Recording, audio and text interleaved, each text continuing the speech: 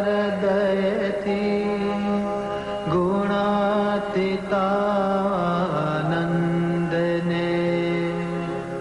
वन्दे प्रागजी भक्तने हरि नमो शास्त्री महाराजने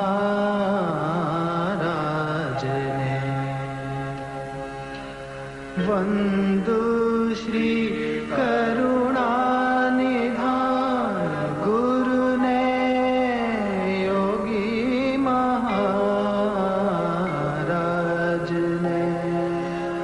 वन्दे ब्रह्म स्वरूप श्री प्रमुखने कल्याण दाता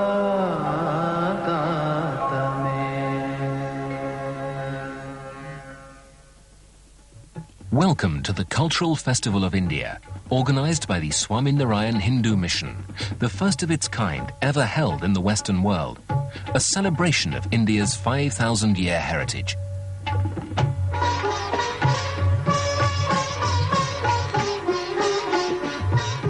As we enter the festival site at London's famous Alexandra Park, we pass through the welcoming and inspiring Rath Gateway, surmounted by God driving his chariot pulled by 7 white horses.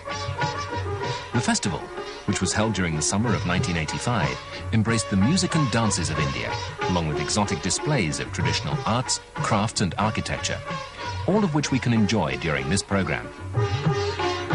We shall visit 4 temples, journey through 5 archways, see the Cradle of Civilization exhibition, learn of India's regions, her 7 religions, and in particular we'll see and learn about the Swaminarayan religion, founded in Gujarat, northwest India, 200 years ago.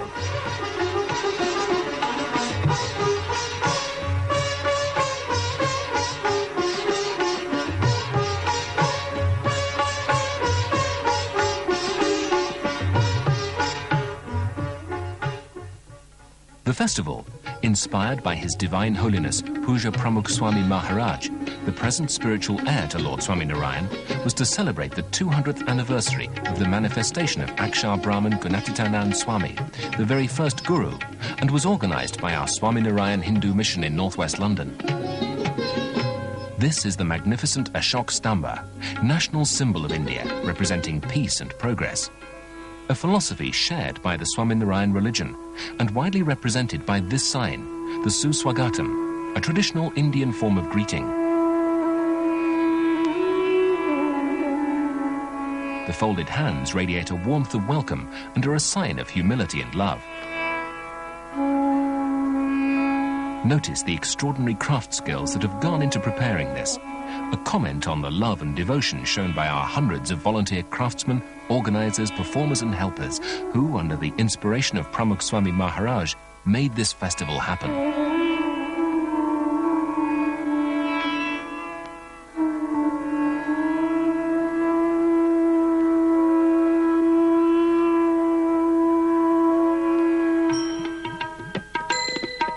The Gateway of the Saints, the Sursangam Pravesh Dwar.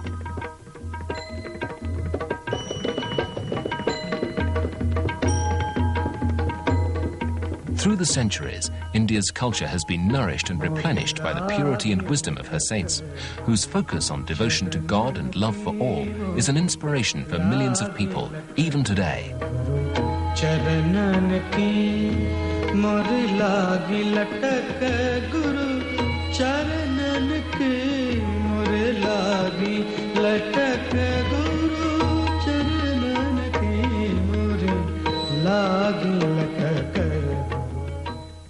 The sound of the shank or conch is heard throughout India. Blown loudly, it signifies the triumph of good over evil and is used before the arti during temple worship. Lord Vishnu, the creator, is often represented holding a conch.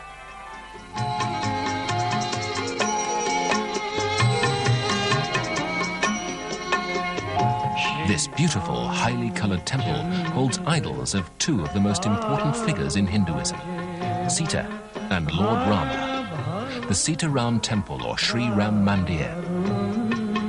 Worshipped as the 7th incarnation of Lord Vishnu, Lord Rama's life and wisdom, or Ramayana as it's called, a history dating back more than 4,500 years, is known, worshipped and loved throughout India.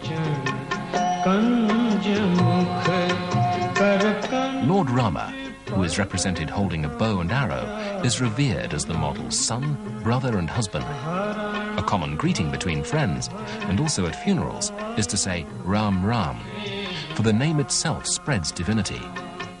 As Rama is a popular boy's name, Sita is equally popular for girls.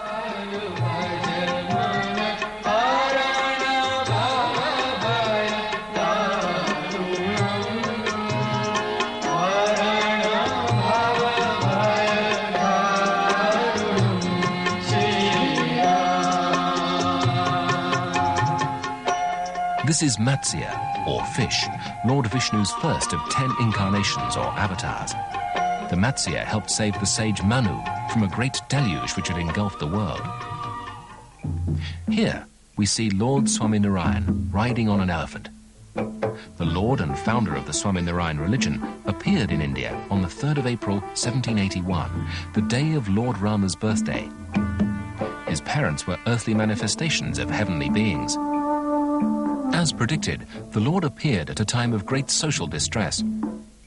At an early age, he travelled through all India by foot on a journey of spiritual discovery and teaching the truth, then known as Neelkanth, and then as Swami Sahajanand, the leader and teacher, became Lord Swaminarayan, founder of the Swaminarayan Sampradaya, a new modern face of Hinduism, whose teachings helped lead the people of Gujarat out of chaos and into a more ordered, spiritually strong and morally sound society.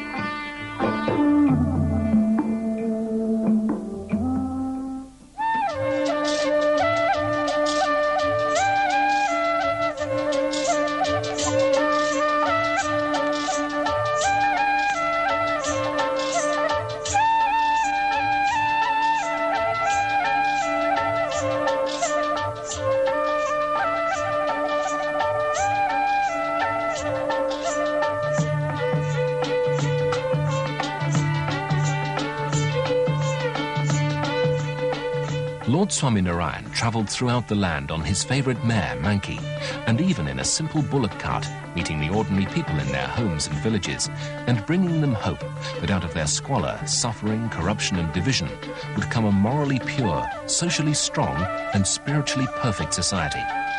Ultimately, a world of harmony, peace and progress. Exactly the same as our aims and those of our Guru, Pramukh Swami Maharaj, Akshar Brahman in person.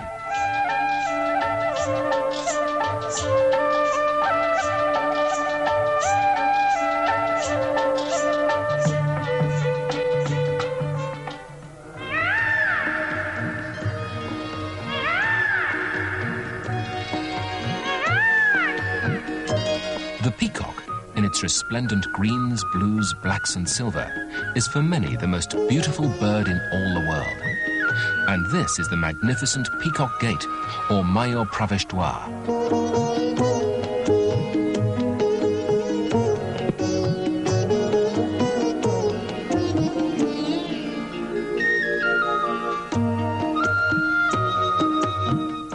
The peacock is Lord Krishna's favourite bird, and he's usually depicted wearing their feathers.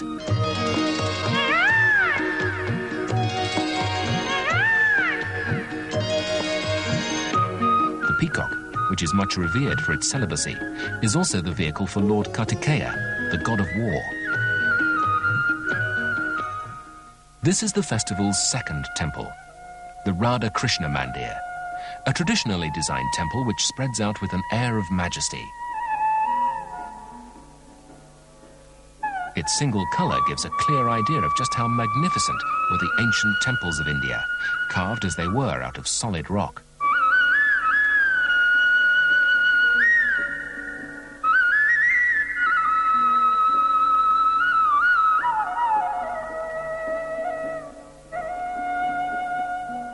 Standing within the temple are idols of Lord Krishna, always depicted with a blue skin and seen here holding his flute, and his favourite milkmaid, Radha, a true and ideal devotee. Lord Krishna is the 8th avatar or incarnation of Lord Vishnu. He appeared many, many centuries ago among the cowherds of Vrindavan. Radha's true spiritual love and devotion for Lord Krishna is still celebrated in poetry, song, painting and sculpture throughout all India.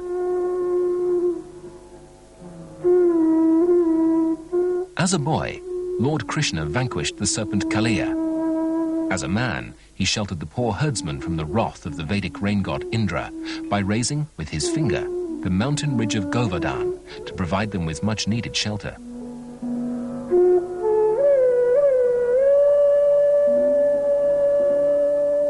Lord Krishna's great popularity is associated with the rise of Vaishnavism, and the story is told in the Mahabharata and the Bhagavad Purana.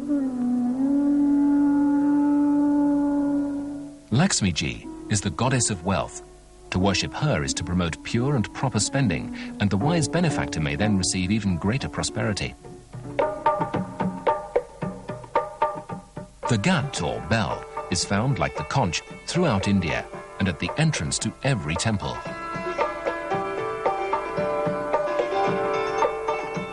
The rhythmic gongs of the bell are believed to clear the mind of unwholesome thoughts and to make room for the richness of elevating messages. The ghat's resonant sound awakens and activates the inner strengths of all who hear it.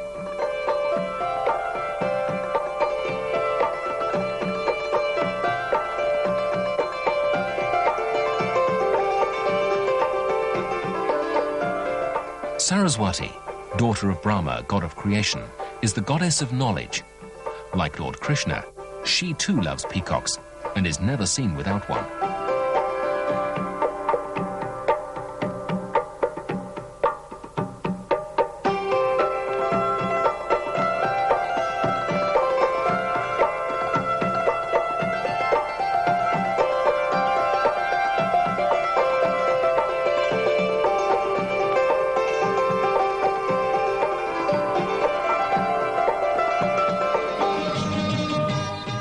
Gajraj Pravesh Dwar, or Mighty Elephant Gate.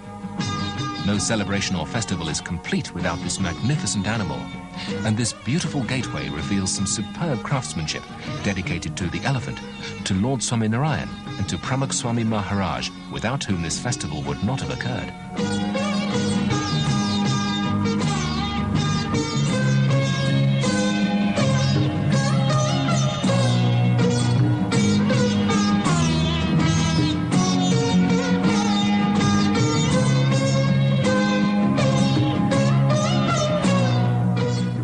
Elephants designed to stand either side of the Gajraj Pravesh Dwar ended up with an even more important task as guards to the festival's third temple, the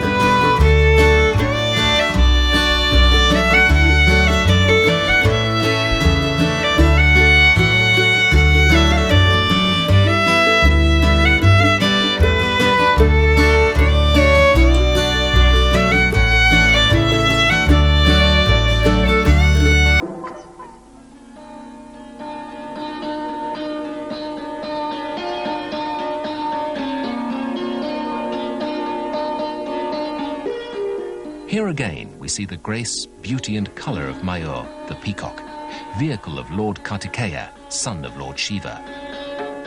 Shiva's other son is Ganesh or Ganpati, the elephant god. The beauty of our Cultural Festival of India, held in North London's Alexandra Park in the summer of 1985, inspired by Pramukh Swami Maharaj, the current Guru, and Lord Swaminarayan, is seen once again in the Akshar Purushottam Mandir. The temple is filled with exquisite, intricate and colourful designs.